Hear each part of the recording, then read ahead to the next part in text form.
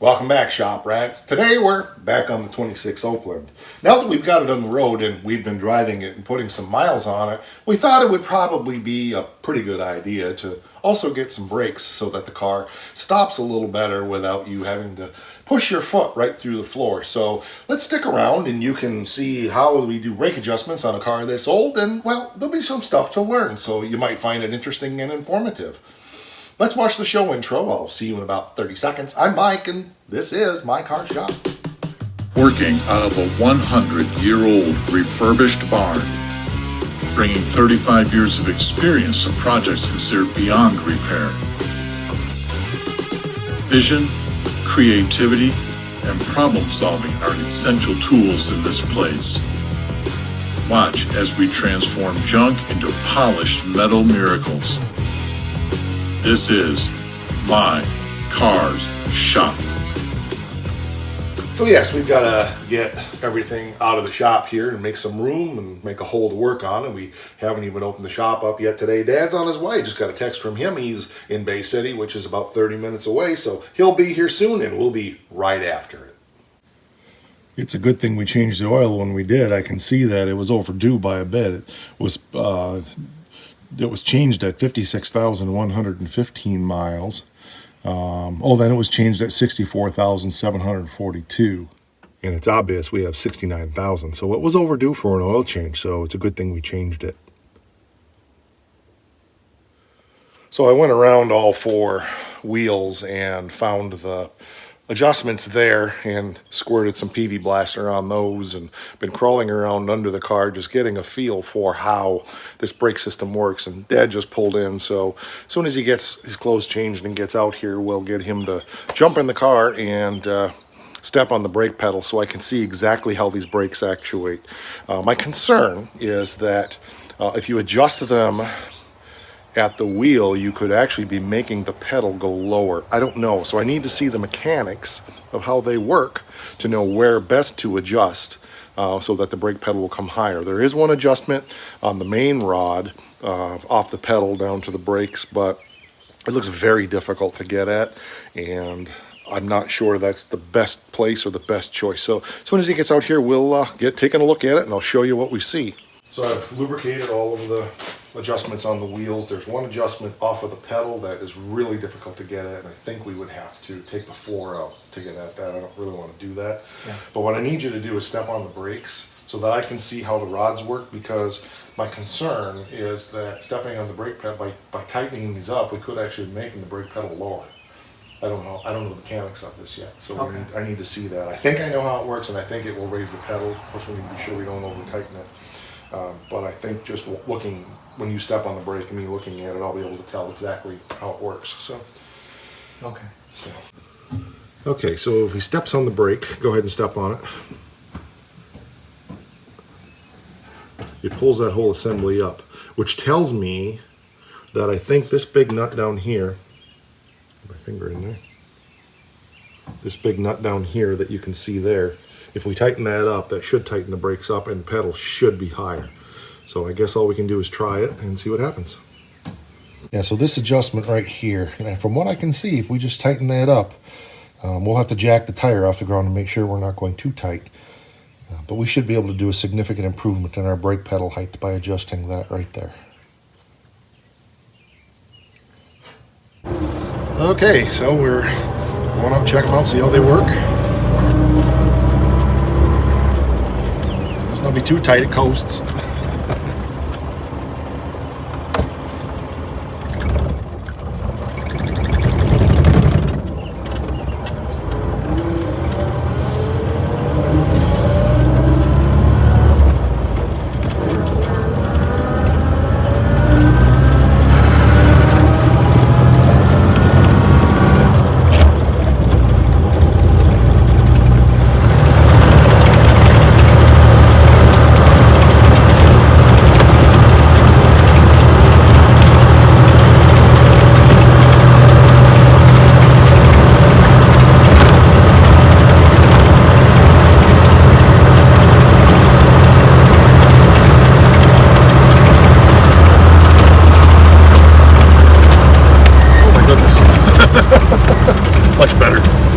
brakes. We have brakes. Tends to dive around a little bit. We have brakes. Oops. Can't find them, grind them.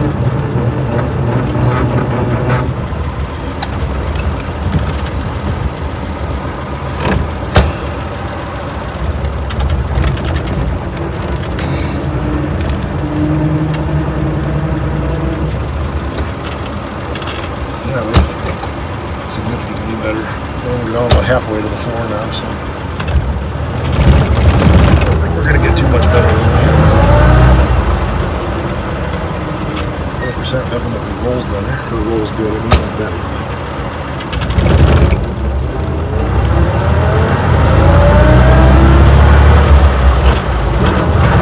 Still in the gym, we were riding the other day. It's automatic. I haven't set it back to driving these cars. Notice when I'm shifting, I'm double clutching. Yeah, it's just a habit. I do it without even realizing it. I just automatically do it because there's no synchros in the transmission. So if you double clutch, it gets the gears in the transmission spinning faster. It doesn't grind as much going into gear. Did you notice are they pulling it along? A little bit, not bad. Which way? To the right, just slightly. Okay, which is what you want. Yeah, you'll notice when I let off, it dove back to the left a Yeah, a little little bit, bit. Yeah. which is fine. I'm good with that. Yeah, you don't want to pull you. Right.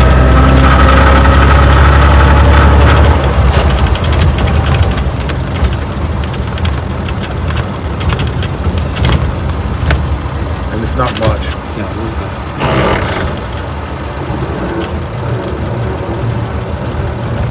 Tinker with that or just let it go? And some of that's in the steering itself, depending on which way the steering is loaded. It's going to go that direction anyway. So Okay.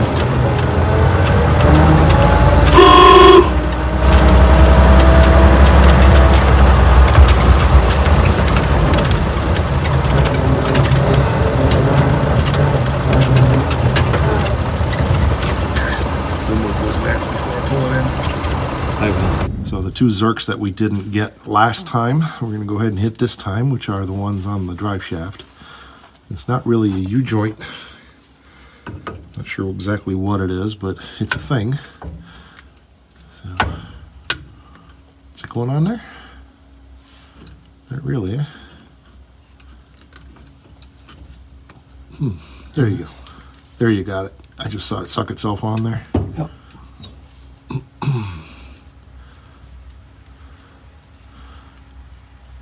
No idea how much grease to put in it, but we'll put a bunch in it.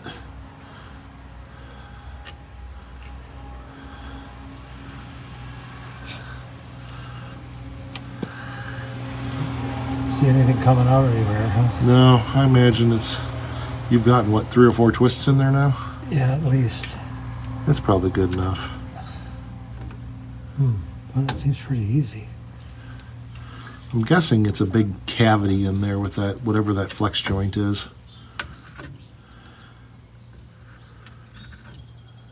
There's some resistance there. Okay, there you go. I'd say on that one, when you're getting some resistance, I'd call it good. This probably means that cavity's full. Okay. So you said the other one is on the top, right? So we need to roll the car back a bit? Yep. Okay, all right. So there's 2 on that one, apparently. So he's going to get those. Somewhere there's probably a list of all the Zerks and where they're located and all that, but and that's you see that band around that drive shaft as well. That's the parking brake.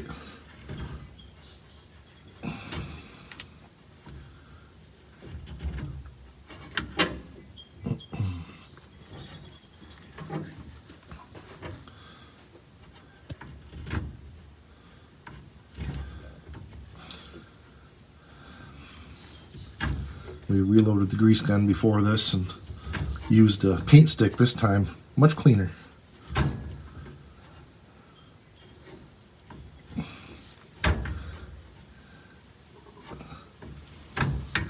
Oh, I see. Yeah, the other one is for the slip yoke.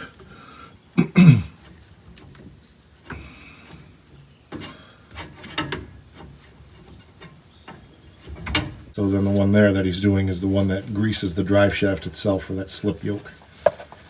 So greases those splines, which is good.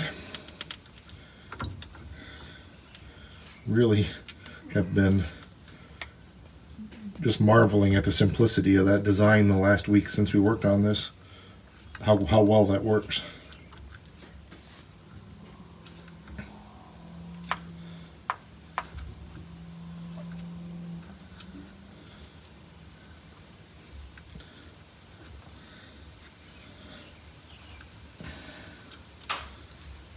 When that one's full, you should start seeing it come out of the splines there on the drive shaft. Okay.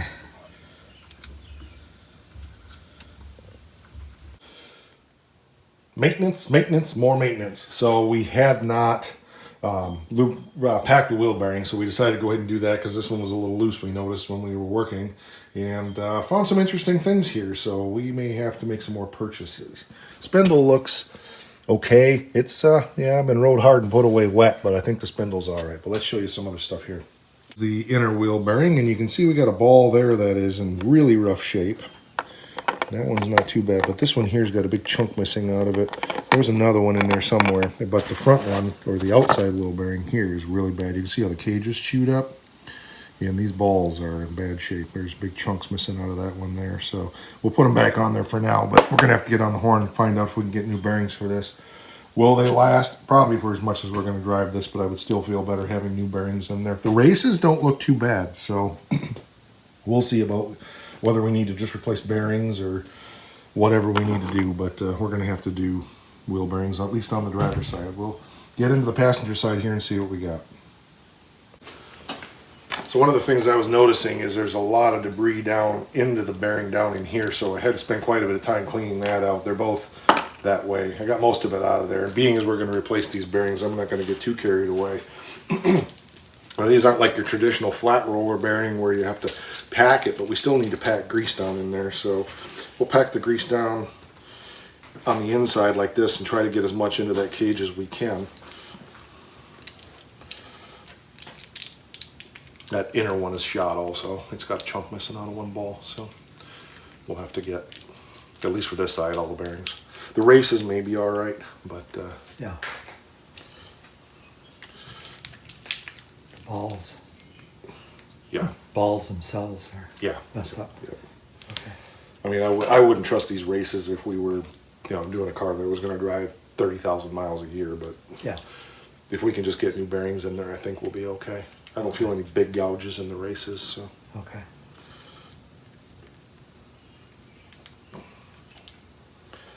Okay, that should do that. So we gotta,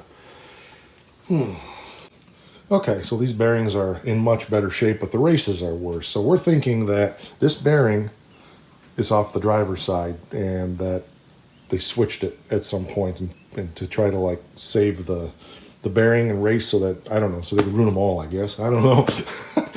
With a bad bearing in a bad race, I'm sure it was probably making noise, and my guess their thought was is to put the good bearing in the bad race and the bad bearing in the good race and get some more miles out of it. So we're going to see about getting some bearings. There's part numbers on the back of the races here, but I'm sure if I call Wayne, he'll be able to set me up with some bearings. But I did take a picture of that just in case, and we can do some research and see. So we'll get these packed up and put in and go from there. You want to photograph that race? Yeah. Dad mentioned how bad this race is. You can see it's just pitted like crazy. It's really bad. Yeah, it's pretty much bad all the way around, isn't it? Yes, it And is. it's got a big groove in it. So I think this race pops out of here. Right here's the parting line. And so yeah, we'll see if we can get bearings and races. If they're not too expensive, we'll get all four. And if they are, we'll make a decision on what we're going to do. This is pretty much what your hands look like when you do it the old-fashioned way. Yeah, I think that's it.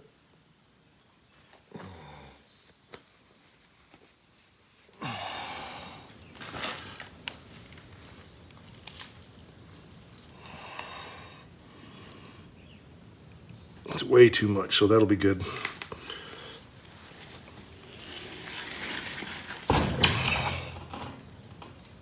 Yeah, this inner race looks great.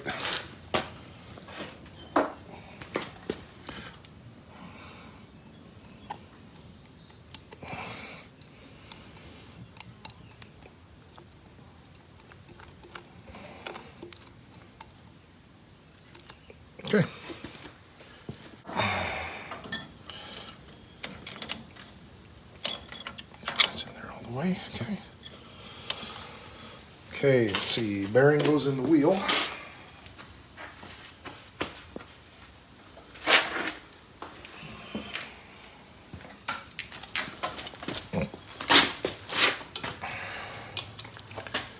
Okay.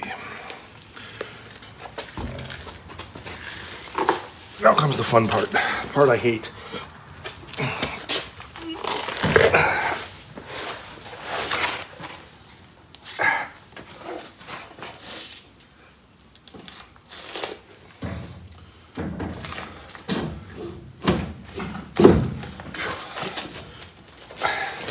Learned a long time ago to use your feet on things when I was working on trucks and stuff. They're too heavy to lift, but your feet work good. Am I going too fast? Nope.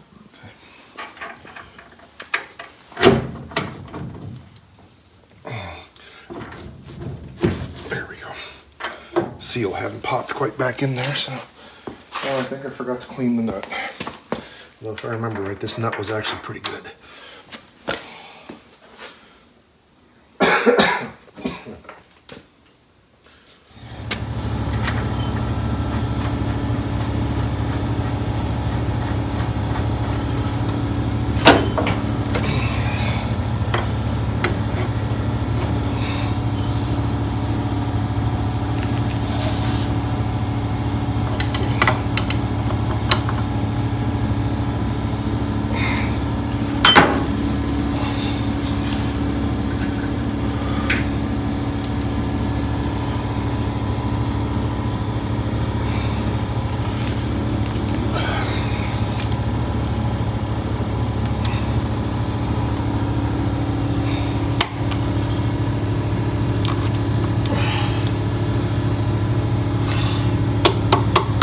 Enough. Oh, we didn't clean out the hubcap. Let's see, we torqued our nut. Bearings are in, cotter pins in. Okay. This was the mental checklist.